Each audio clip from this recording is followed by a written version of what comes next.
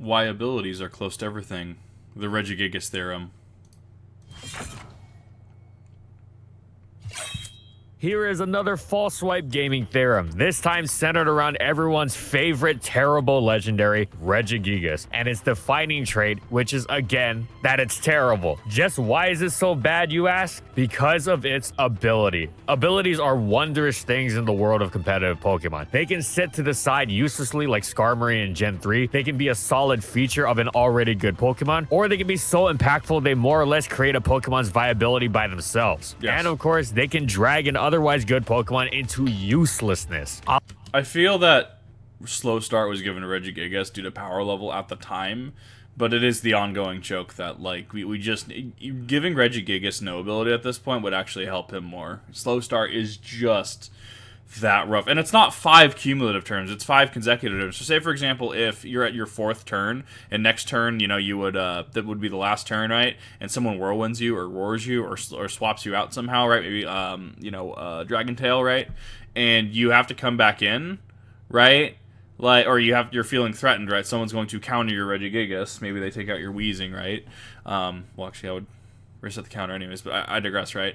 You have to get your Regigigas out, or Regigigas gets out, and you send it back out. You have to slow start from the beginning. It is rough for Regigigas at this point. It would honestly be better to give him an ability that if you have 5 other Regis on your team, you know, it does something, which we do have a full party now. Regice, Regirock, Registeel, Regidrago, and Regieleki, right? So you could have a Regi-Archetype team. A la Regigigas. Today we're going over Pokemon that were defined in large part or nearly entirely by their excellent abilities. If not necessarily make or break level, they'd at the very least be quite different without them. So let's dive right into the Regigigas Theorem, named for Regigigas the Terrible.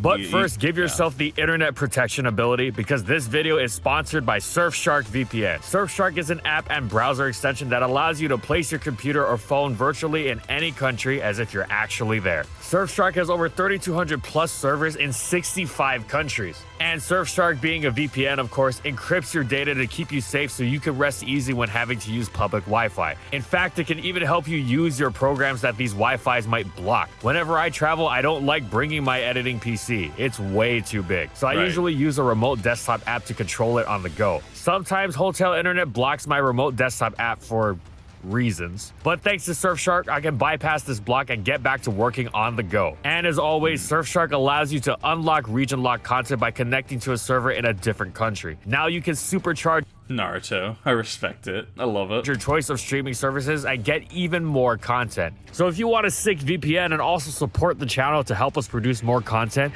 get an exclusive Surfshark deal by entering promo code FALLSWIPE or clicking the link in the description below. And for those of you that don't know, Kip isn't a huge Naruto fan, to the point that I theory craft paragraphs for arguments and discussion's sake. I also played the Naruto CCG while it was still alive, and unfortunately when Bandai killed it in 2013 for Power Rangers. Get Surfshark VPN for an extra 3 months for free. Pain was a deck. That was tier 0. It was awful.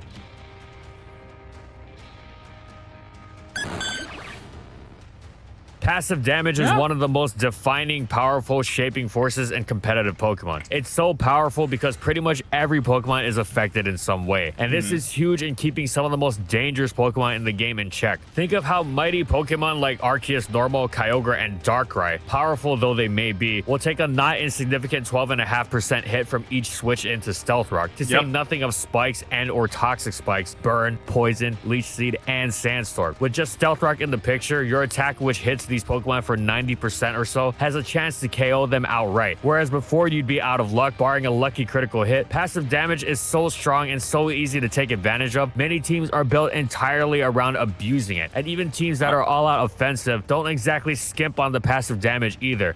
I would argue that this is more true with singles. In VGC, it's a little harder to get up things like Stealth Rock and Spikes in a manner that is consistent with the tempo of the tier. I would argue this would be absolutely 100% true for singles, though.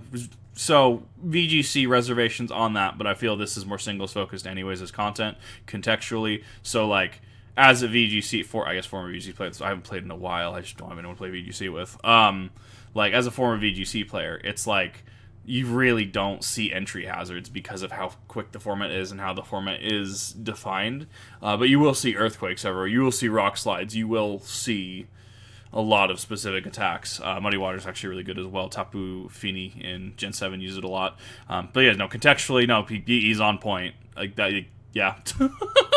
After all, what do hyper offense teams do before they start sending out their sluggers? They set up Stealth Rock, of course. With this in mind, it should be no surprise that an ability which ignores the effects of passive damage would be powerful. But the stratospheric heights to which Magic Guard has propelled its most well-known users, Clefable, Reuniclus, and Alakazam, 3 of the 4 fully evolved Pokemon with the ability, demonstrates just how incredible it is and how much we take passive damage for granted in dealing with other Pokemon. Because when we aren't able to chip the Magic Guarders, then we're not damaging at all, and that results in them being among the scariest Pokemon in the game, having had their bans called for on a number of occasions across many metagames. Before Clefable and Alakazam had Magic Guard, they weren't much of a big deal, but after receiving it, they rocketed it into the pantheon of elite Pokemon. It makes sense that we are so reliant on passive damage. After all, preparing for many individual Pokemon simultaneously is quite difficult, but the Magic Guarders completely throw such ideas out the window and force you to engage with them directly. I mean, so Pokemon is a game about positioning, where you'll have ranges of like, you have a roll of like 70 to 90%, 2-hit guaranteed 2-hit KO, right? Well, if it's a 70 to 90%, and suddenly they have 12 to 24% of their health bar missing just due to passive damage, suddenly it's an incredibly favorable roll, right? You're chipping them down with, say, Sandstorm, or something like Stealth Rocks or Spikes, and then suddenly they're in range for you to just knock them out. I mean, it is a game about positioning. It is a game about being cognizant of thresholds and damage input or damage values, right? So I mean, yeah, we take passive damage for granted a lot. Entire sand teams are built on the concept. Tyranitar, all rock types get 50% special defense as well in it. Like, nutty. To make matters even worse, most counters to Magic Guard Pokemon are themselves vulnerable to hazards, which make it incredibly easy for Magic Guarders to outlast their answers, and this often leads the best answer being to duel the opposing Magic Guarder with your own Magic Guarder. As a result, several generations began to evolve entirely around Magic Guard, with teams' strategies revolving around cramming as many Magic Guard Pokemon as they could onto their team. Okay, that develops into a format. If it is that omnipresent and that is defining to the format, then you start looking at, okay, do we need to put limitations on this? Do we need to put restrictions on this? Do we need to ban the mechanic altogether? Which, I mean, I'm not on the Smogon Council. I don't have the ability to make that decision, nor should someone necessarily have to make that decision. I'm just stating from a game design standpoint, if, like Teledad and Yu-Gi-Oh, right, if something becomes just that omnipresent, Dragon Rulers too, right, that it is like the defining deck, right, you look at what you hit, Sky Striker, right, Sky Striker, Engage gets hit. Teledad, I think Darkrai Dragon himself was banned for a number of years, right, and in Yu-Gi-Oh, right, we have sleep. Smogon specifically has Sleep Clause, where only one Pokemon could be put to sleep, because it's almost like everyone would be running Spore everywhere. It's almost like a lot of people, especially when Smogon was still developing, were using a lot of sleep, and so hence the need for Sleep Clause. So I mean, this makes sense that people, especially if it was becoming to the prevalence of Teledad, Dragon Rules, and Yu-Gi-Oh, if it's coming to the absolute insanity that is Sleep Clause, right? That required Sleep Clause to be a thing in Smogon. It would make sense that you look at this as a, hey, okay, do we need to do something about this? Because there's gonna be people that say ban everything, right? I mean, you'll see people that'll be like, oh, well, ban Arceus. He shouldn't have this moveset. I don't agree with it. I mean, he's obviously in. He's in Ubers, right? Yeah, he's in Ubers. But I mean, there's some people that will just be like, well, ban Clefable. I don't want to deal with it. And it's like, okay, but what's your reasoning here? You don't have, if they can supply solid reasoning, that's fine. But it's when they don't and just call for a ban, that's when you just kind of dismiss it, right? If this has credence to it, and it is a significant chunk of the metagame, it makes sense. Gen 5 OU has even seen people using Duocean and Kadabra just to have another version of their fully evolved forms. That's absolutely ridiculous. Meanwhile, Gen 4 Clefable, without almost any resist at all, courtesy of still being a normal type, became one of the most defining forces in OU, eclipsing Blissey through its unmatched resilience, which allowed it to last throughout a game better, to the extent that it didn't matter it wasn't anywhere near Blissey in terms of bulk. It even found a niche in the insanely highly powerful Gen 4 Ubers for this same reason, just because it ignored the spikes and toxic spikes littering the tier. The 4th fully evolved Magic Garter, Sigilith, isn't quite at the level of the others, not being as strong or bulky, and the added weaknesses of its dual typing can be annoying, but that's only as far as OU is concerned. It has been a force for many generations in the lower tiers. So long as passive damage is key, and barring some serious fundamental changes to the game of Pokemon, it always will be. Then Magic Guard will be one of the most elite abilities in the game.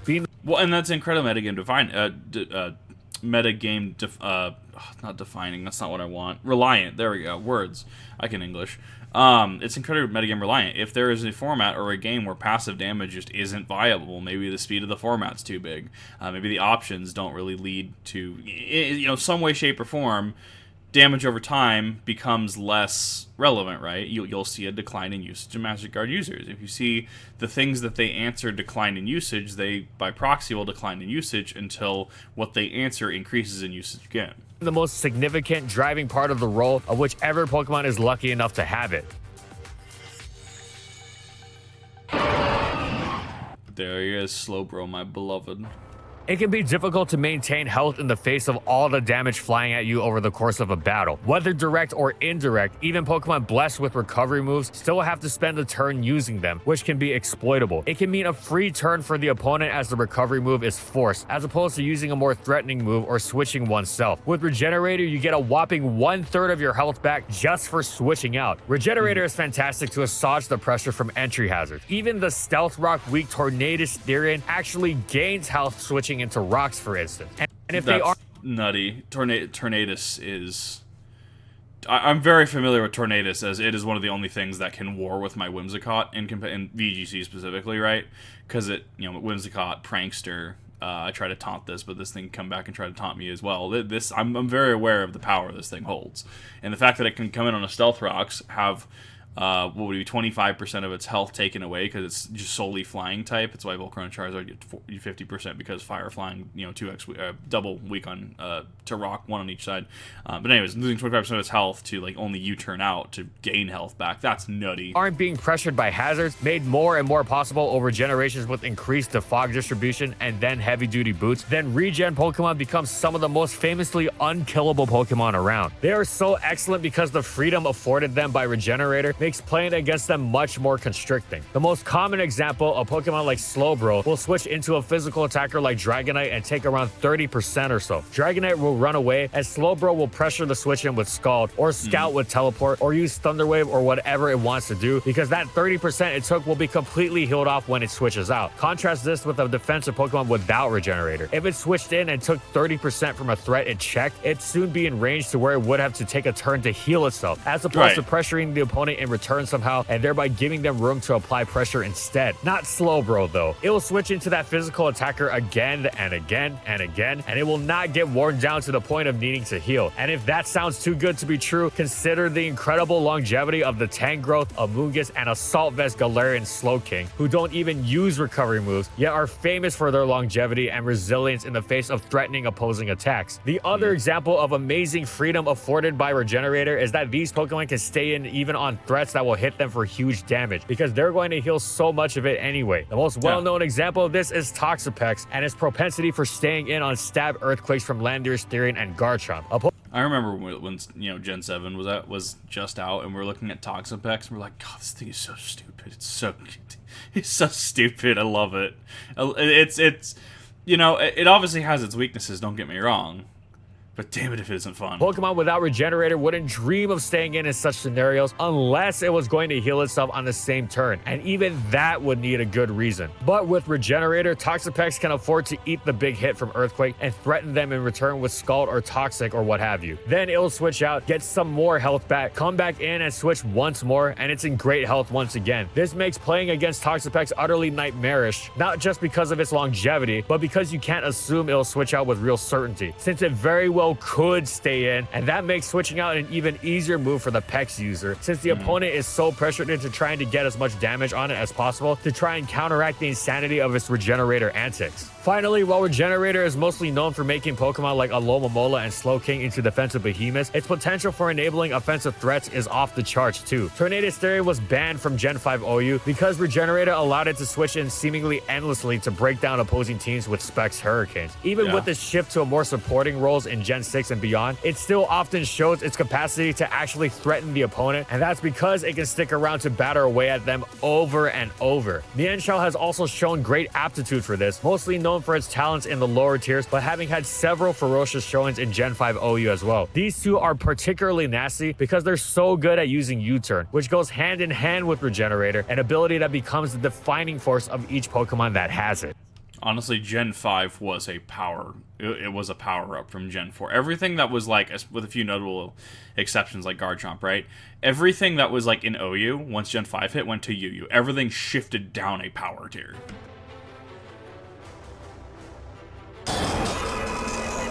Have we mentioned that Regigigas is terrible yet? Because if we haven't, well, Regigigas is terrible. This video is the Regigigas Theorem, but seeing as we have a video dedicated to how bad Regigigas was actually, as well as its spiritual twin Slacking, there is no need to once again dwell on the self-evident specifics for how horrendous such abilities are. They are completely crippling, leaving no viability for their users whatsoever in even the lowest tiers despite their incredible stat spreads. They're stronger and faster than Rayquaza with some nice bulk to boot, especially Gigas, who is an excellent hit taker, but they're among the worst Pokemon in the game. Talk about make or break. If you gave these Pokemon non-abilities like Illuminate, they'd be superb. And if you gave their abilities to Arceus, Arceus would drop to untiered.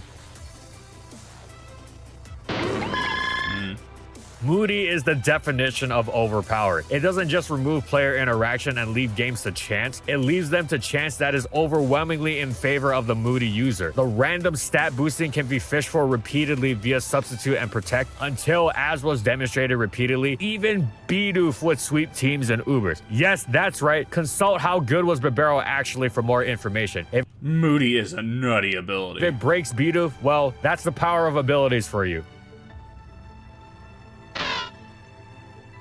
Wonder Guard is an obvious monstrosity of an ability designed only for a Pokemon with literally 1 HP. The fact Shedinja has actually had niches before, most famously walling Kyogre in Gen 4 Ubers, is testament to how ridiculously good only being damaged by super effective moves is. Of course, Shedinja is a terrible Pokemon in spite of this, as Bug Ghost means it's got plenty of weaknesses, so most teams will naturally have no shortage of moves to hit it super effectively, and is also O-code by Stealth Rock, Spikes, Toxic, Leech Seed, Will-O-Wisp, and Sandstorm. Well, Hail too, but that's at least rare. Still, no matter what it does, like equip heavy-duty boots for hazards in Gen 8, Shedinja is always going to have a million ways to bypass its insane ability. It also doesn't help that it is very slow and not particularly powerful either. So it's not... With also 1 HP, like its stat is 1 HP stat.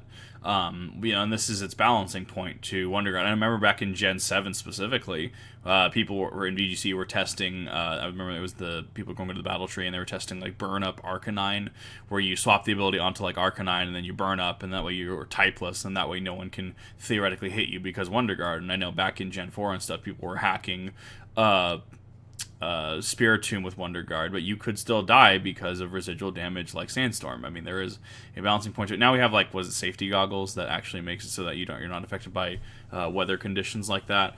Spikes as well. You can come in on Spikes. You can come in on a Stealth Rock, and because it's an entry hazard, you're still going to be affected by it. Not exactly pressuring the opponent in return. Zoroark's Illusion is an ability so powerful, it brought Team Preview into existence. Without it, the game of Pokemon would become an ontological nightmare. You'd almost never know if you were facing a Zoroark right from turn 1. With Team Preview, it becomes much more manageable.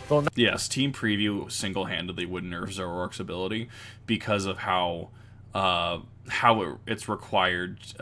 It's a surprise mechanic. If you see someone with a Zoroark on their team, right, at least having a Zoroark in Team Preview is open information. You're aware that it is probably going to be in there somewhere, and you maybe should play a little more carefully. Without Team Preview, though, I mean, you could be starting off with, you could be starting off with your quote-unquote entry, right, your opener, but it'd just be the Zoroark, and so they're trying to fire off Psychic, and they're just like, why isn't this working, right? No, Zoroark and Team Preview definitely don't get along. Not to say it can't still be pulled off. The only reason it doesn't tend to work out much is because Zoroark is not a very impressive Pokemon in its own right. The fact Zoroark has ever had any niche at all is because of the absurd possibilities offered by pretending to be another Pokemon.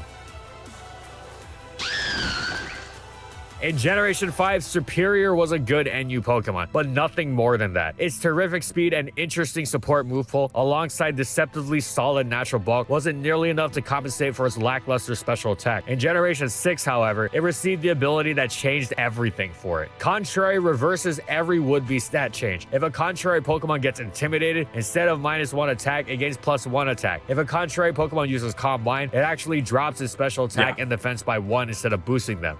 It inverts boosts and debuffs. So debuffs become boosts and boosts become debuffs. This meant for Superior in particular is that it could now freely unleash its strongest move, Leaf Storm. And instead of the usual harsh special attack drop of 2 stages, it would gain +2 special attack instead. Basically, its strongest move also turned into Nasty Plot. Plus, being able to launch such a high base power move helped compensate for Superior's initially low special attack against the many water types it threatened. And after just that one boost, it became utterly terrifying, possessing the brutal capacity to snowball out of control incredibly quickly. As a +2 Leaf Storm hit incredibly hard, it would bring Superior to +4 in the process. Making Superior even nastier to deal with was its aforementioned support move pool. It especially loved paralyzing its checks with Glare and had all sorts of other useful tools like Knock Off, Taunt, Leech Seed, and in Gen 7, Defog. However, it was all thanks to Contrary. Everything got Defog in Gen 7. Which allowed Superior to basically have a grass-type combination of Nasty Plot and Draco Meteor, becoming one of the most freely spammable and dangerous attacks around. As a bonus, Contrary even allowed Superior to punish opposing Defog, since the move ordinarily drops the opponent's evasion, but against, click the move at your own peril. The last thing you want to do is to start missing accurate moves on a Pokemon that needs only 1 turn to run away with the entire game. Now, Contrary won't automatically fix all of a Pokemon's issues, but it sure helps. For example, Spinda is going to be terrible almost no matter what, and Shuckle isn't going to get much use out of it, but Malamar and Lurantis have etched out solid places for themselves in the lower tiers with the ability. Using it to turn Superpower from a strong move lacking in spammability through its attack and defense dropping into basically gaining a bulk up with each use. They also love being physical attackers who actually welcome being intimidated. Overall though, Contrary is by and large the superior show.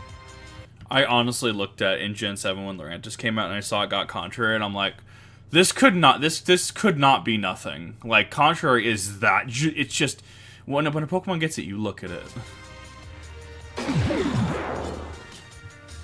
Abilities that strengthen their users tend to be responsible for some of the most vicious Pokemon around, and there is no shortage of them. From Sheer Force Landorus to Download Genesect to Adaptability Crawdon to many others. So we'll focus on 2 examples, the most extreme and the most recent. The former can be seen in the case of Azumarill and Medicham, whose access to the attack doubling huge and pure power catapult them from pitifully weak to some of the most monstrous Pokemon around, packing attack stats well over 400. Even Mega Medicham, which famously one-hit KO seemingly everything in its path 6 times over, wouldn't be anything impressive without pure power, nor would the similarly powerful Mega Mawile for that matter, which was so overbearing upon its debut in Generation 6 that it got sent to Ubers with a non-stab Sucker Punch that out-damaged Arceus' stab extreme speed. If Sucker Punch hadn't had its power nerfed in the subsequent generation, it's not unlikely Mega Mawile would have been banned again. Early generation... Right, we have a nerf Sucker Punch now, that's right. 9 was also characterized by similar abilities, which wound up sending Xianpao and Qiyu to Ubers. They didn't power themselves up, but rather lowered the defensive stats of the opponent, which had the identical effect of making their hits incredibly difficult to withstand. Finally, to circle back to Extremity and Overkill, Galarian Dark...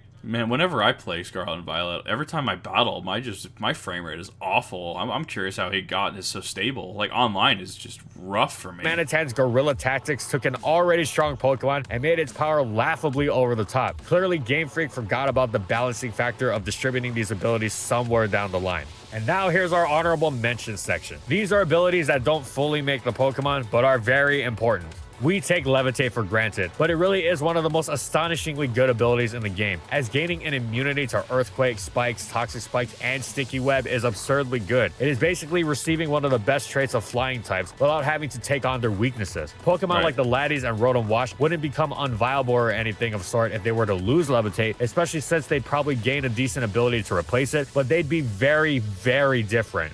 Both of these Pokemon are ferocious physical attackers with great typing offensively and defensively, as well as excellent priority, but it's their abilities that really elevate them to the highest level. With Defiant providing a +2 attack bonus upon a stat drop, Bisharp basically gets a free Swords Dance if the opponent uses the Fog and drops its evasion, which is an amazing way to punish hazard removal. Furthermore, it can't be punished by Intimidate, since it will initially go to -1 attack, but it will then get +2, effectively meaning Intimidate gives it a +1 attack boost. With Supreme Overlord boosting its attack for each of his teammates that's fainted, King Gambit creates similar win-win situations.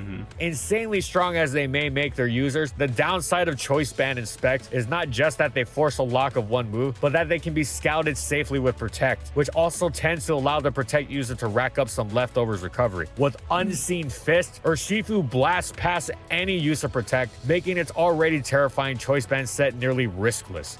Yeah, the fact that Unseen Fist was an ability was a good example of power creep in Pokemon. It took the convention of Protect, which we take for granted, and just said, nah, you're not getting this. It's a monster of a Pokemon either way, but Unseen Fist really pushes it over the edge. Yeah.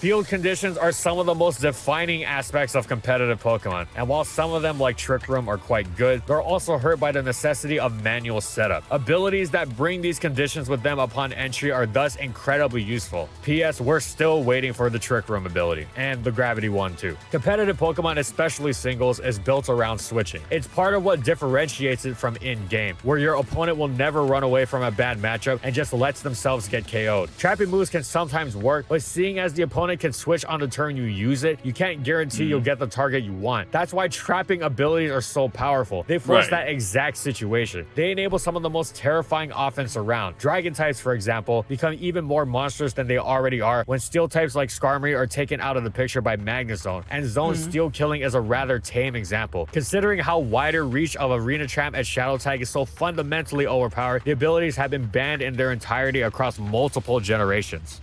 And Shadow Tag has received, what, 2 nerfs / reworks since its inception in Gen 3? It's wild. Ever since Tyranitar and its Sand redefined the shape and pace of the OU metagame in Gen 3, as did Groudon and Kyogre and Ubers, weather-inducing abilities have been an enormous part of the competitive landscape. Even when their effects cease to be permanent in Generation 6, they continue to be incredibly important. Weather is so powerful that many Pokemon and teams are willing to take a turn to set it up manually, but when you have the option to do so automatically just by switching in, that makes things much easier. Whether it's supporting teammates a la Politoed or using the weather for its own benefits a la Mega Charizard Y, or a mix of both a la Tyranitar, weather is so effective. Even generally less valuable Pokemon like Ninetales will find a niche if they can set it up. Psychic Surge, Electric Surge, Grassy Surge, Misty Surge, terrains actually existed as far back as Generation 6, but they could only be summoned manually, which made using them awkward, as they weren't quite impactful enough to warrant a move slot and a turn of use. I honestly didn't even know till Gen 7 when the surges were a thing, the abilities, that the terrains even existed. And then and the reason why they were so prevalent in Gen 7 is because you had the setters. The tempo to get your plays going to set the terrains was lower than it was in Gen 6, because it's like, think of like you have to manually set rain in like what, Gen 1 and 2, right, with Rain Dance, right? Like, think about that. And now like Kyogre and even Pelipper in Gen 7 when it got it right just changed the game of weather setting, you know. And then you have Groudon and Torkoal on the other side of that, right? You know, it lowers the tempo to get your play going, which all combat is, all game is your tempo has to be lower than that of your opponent to win. I see it all the time in SCA. Well, unless you were into gimmicky Xerneas sets. When the Tapus unleashed them in Gen 7, though, they changed the entire game, providing some of the best team support around. Obviously, it helps that the Tapus are amazing Pokemon, but even weaker Pokemon like IndeedF and Pincurchin have found legitimate niches for their terrain setting capabilities. Yeah, like in conclusion, abilities...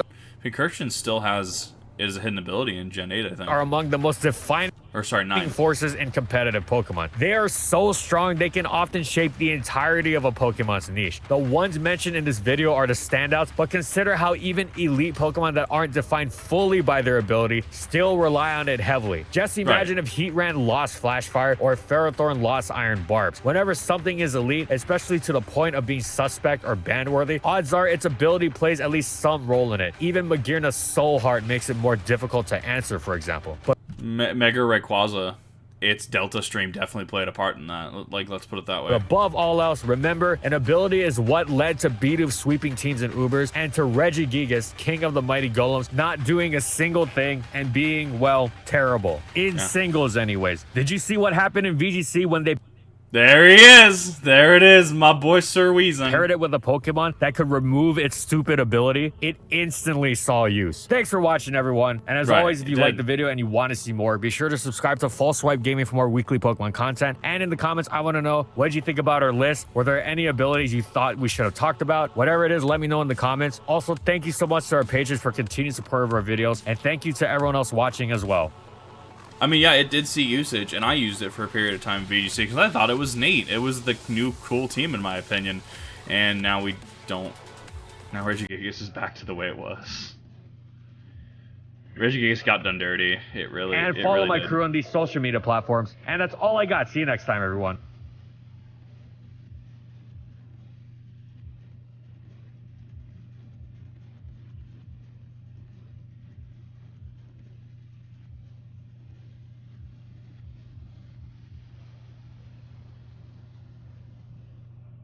That was another excellent theorem video by Full Swipe Gaming. Thank you, Full Swipe Gaming, for continuing to put out excellent content. I absolutely loved that, and there's a lot to take from that and learn from that and refine knowledge from that. That was nothing short of amazing.